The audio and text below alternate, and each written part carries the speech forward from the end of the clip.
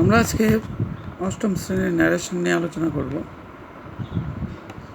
Narration বা speech, বক্তা যা বলেন তাই ন্যারেশন বা উক্তি। ন্যারেশন দুই প্রকার, যথা ডাইরেক্ট ন্যারেশন প্রত্যক্ষ উক্তি, ইনডাইরেক্ট ন্যারেশন পরোক্ষ উক্তি। ডাইরেক্ট ন্যারেশন যখন কোনো ব্যক্তি অন্যের বা তার নিজের ভাষাকে হুবহু বলেন বা প্রকাশ করেন তখন তাকে ডাইরেক্ট ন্যারেশন বলে। ডাইরেক্ট ন্যারেশন বা স্পিচ সবসময় ইনভার্টেড কমা এর মধ্যে আবদ্ধ রাখতে হয়। যেমন Hamid said, comma inverted comma I shall go home today. আবার এর মধ্যে I said to him, do you read newspaper daily. এগুলো হচ্ছে ডাইরেক্ট ন্যারেশন। ইনডাইরেক্ট ন্যারেশন যখন কোনো ব্যক্তি অন্যের ভাষাকে নিজের মতো করে বলেন বা প্রকাশ করে তখন তাকে ইনডাইরেক্ট ন্যারেশন বা স্পিচ বলে। ইনডাইরেক্ট ন্যারেশনে সবসময় ইনভার্টেড কমা উঠে যায়। যেমন Hamid said that ইউড go home that day. এখানে উল্লেখ যে কমা এবং ইনভার্টেড কমা উঠে দ্যাট বসছে ইনডাইরেক্ট করার সময়।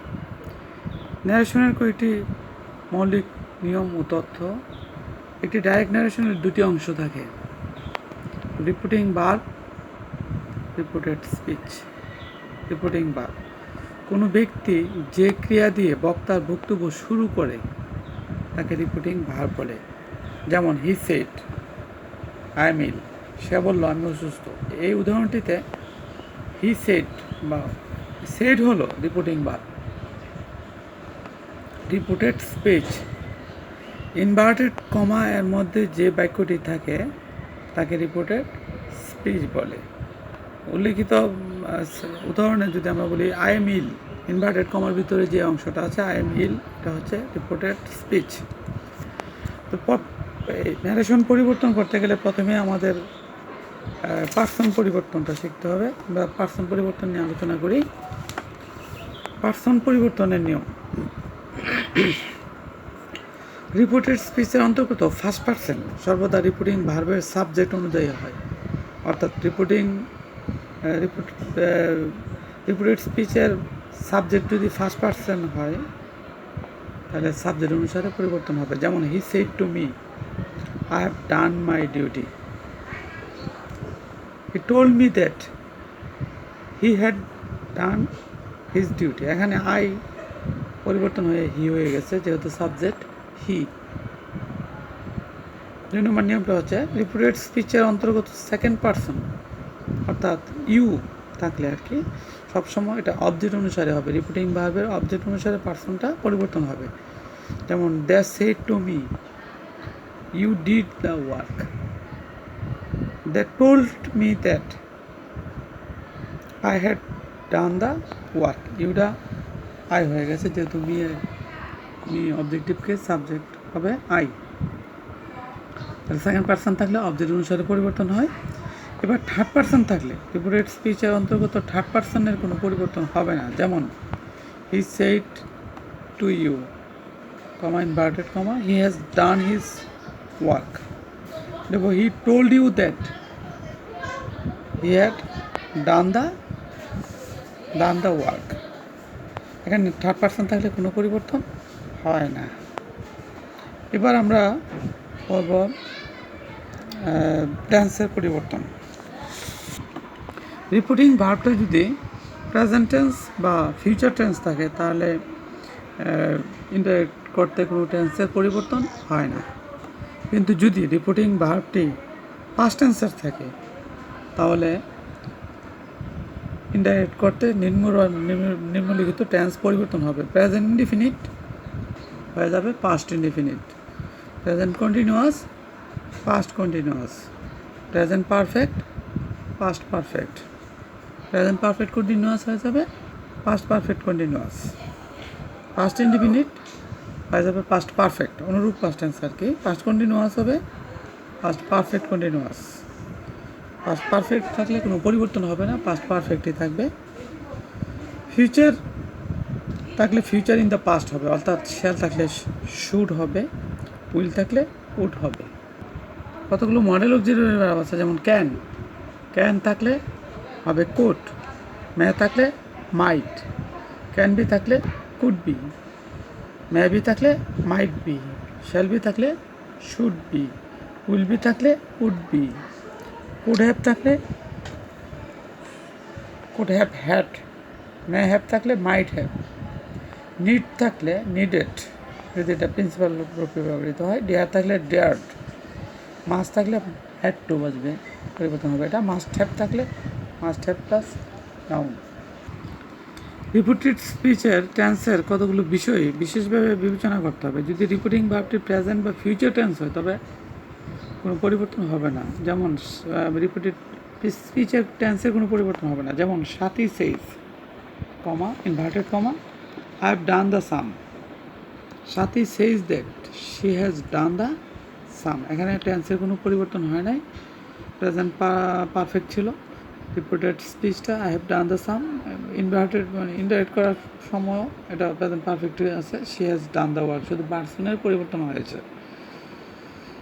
Direct Sathi will say, future যদি থাকে আর কি, I have done the sum, তবে সাথে will say that she has done the sum, অর্থাৎ আইটা সি হয়ে গেছে কিন্তু টেন্স ঠিকই আছে, প্রেজেন্ট পারফেক্টে আছে। আমরা আগে বলছিলাম যে যদি রিপিটিং ভার্বটি প্রেজেন্ট টেন্স বা ফিউচার টেন্স হয় তাহলে রিপিটেড স্পিচের টেন্সের কোনো পরিবর্তন হবে না। এবার আসো, যদি রিপিটেড স্পিচটি যদি চিরন্তন সত্য বা স্বভাব সুলভ সত্য বোঝায় তবে রিপিটিং ভার্ব ফার্স্ট টেন্স থাকলেও রিপিটেড স্পিচের টেন্সের কোনো পরিবর্তন হবে না। যেমন দ্য টিচার সেড, শিক্ষক বলিয়াছিল, comma the earth moves round the sun, পৃথিবী সূর্যের চারদিকে ঘুরে, এটি একটি চিরন্তন সত্য, সুতরাং এটা হবে the teacher said that the earth moves round the সান। কোনো পরিবর্তন হয়েছে না টেন্সের, কোনো পরিবর্তন হয় নাই। Sathi said I have done the sum, এটা আবার পরিবর্তন হবে, Sathi said that she had done the sum, যেহেতু এটা চিরন্তন সত্য সব। এবার আমরা অন্যান্য টেন্সের পরিবর্তনগুলো দেখি। He said I am happy, এটা প্রেজেন্ট ইনডিফিনিট, এটা হয়ে যাবে past indefinite, he said that he was happy. পরের উদাহরণটি, he said I am reading a book, দেখবো he said that he was reading a book, এমটা হয়ে যাবে was. He said I have been reading in this school for 5 years. He said that he had been reading in that school for 5 years. ছিল present perfect continuous, হয়ে গেছে past perfect continuous. এখানে আছে হি said I drew a picture, এটা আছে past indefinite. He said that he had drone a picture, এটা হচ্ছে past perfect. আমরা জানি পাস্ট ইনডিফিনিট থাকলে পাস্ট পারফেক্ট হয়। হি said I was singing a song, এটা প্রেজেন্ট পাস্ট কন্টিনিউয়াস, এটা হয়ে যাবে past perfect continuous. He said that he had been singing a song. He said I had driven a car, he said that he had driven a car, present perfect হয়ে গেছে past perfect. He said I may go to the fair, he said that, আমরা জানি may থাকলে might হয়, he might go to the fair. He said, I should go to hospital. He said that he should go to hospital. Should থাকলে should থাকে। Monica said, I must write a letter. Monica said that she had to write a letter. Must থাকলে had to হয়। That father said to his son, you must obey your teacher. Father told his son that he must obey his teacher. Must যদি চিরকালীন বাধ্যকতা বোঝায় তাহলে মাস্টের কোনো পরিবর্তন হয় না। তারপর ডাইরেক্ট থেকে ইনডাইরেক্ট করতে নিম্নলিখিত কতগুলো শব্দ আছে যেগুলো নৈকট্যবাচক শব্দগুলো দূরবর্তী শব্দে পরিণত হয়। যেমন দিস থাকলে হয় দ্যাট, দিস থাকলে হয় দোজ, হেয়ার থাকলে হয় দেয়ার,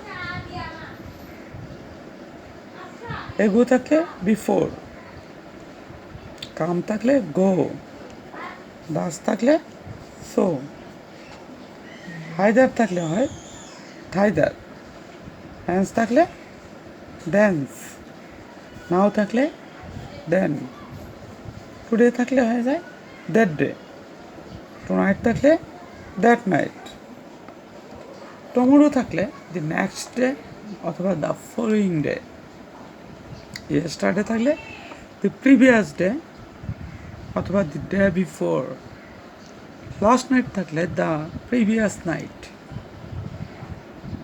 লাস্ট মান্থ থাকলে দ্য প্রিভিয়াস মান্থ অথবা the month before, last year থাকলে দ্য প্রিভিয়াস ইয়ার বা the year before, next week থাকলে হবে the following week, next year থাকলে the following year. Assertive sentence নিয়ে আলোচনা করি। অ্যাসার্টিভ সেন্টেন্সের ইনডাইরেক্ট ন্যারেশনের রূপান্তরের নিম্নলিখিত নিয়মগুলো অনুসরণ করতে হবে। অর্থাৎ রিপিটিং ভার্ব সেট থাকলে এবং যদি সেটের পর অবজেক্ট থাকে সেটটা টোল্ড হবে, সেটের পরিবর্তে টোল্ড হবে। যদি অবজেক্ট না থাকে সেটটা সেটই থাকবে।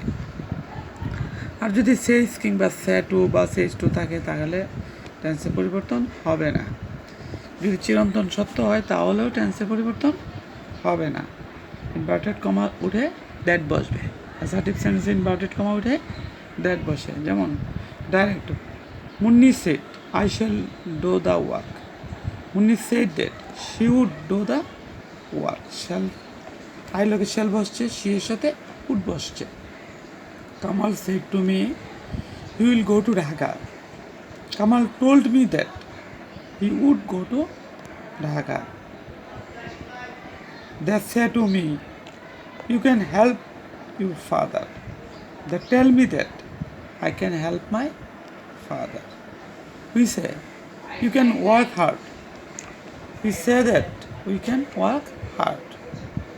Teacher said to us, the earth moves round the sun.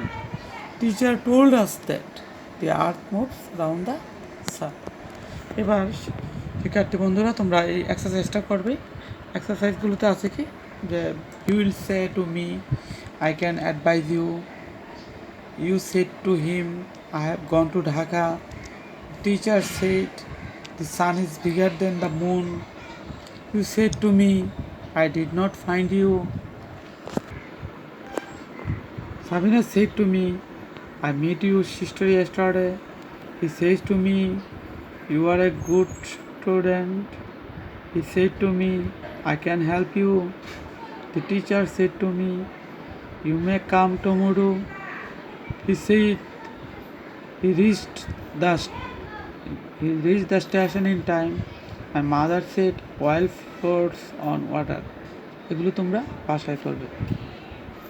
শিক্ষার্থী বন্ধুরা, আশা করি আমরা যে ন্যারেশনের যে কটা নিয়ম আজকে আলোচনা করলাম, একটা হচ্ছে যে পার্সন পরিবর্তনের নিয়ম, তারপর টেন্স পরিবর্তনের নিয়ম এবং অ্যাসার্টিভ সেন্টেন্স, এগুলো তোমরা বাসায় পড়বে। পড়লে পরবর্তীতে আমরা interrogative sentence, imperative sentence, optative sentence, exclamatory sentence আলোচনা করে আমরা প্যাসেজ ন্যারেশনে যাব। আশা করি তোমরা সেই পর্যন্ত আমাদের সাথে থাকবে। করোনাকালীন সময়ে বাসায় সবাই নিয়মিত পড়াশোনা করবে, স্বাস্থ্যের দিকে খেয়াল রাখবে। সবাইকে ধন্যবাদ।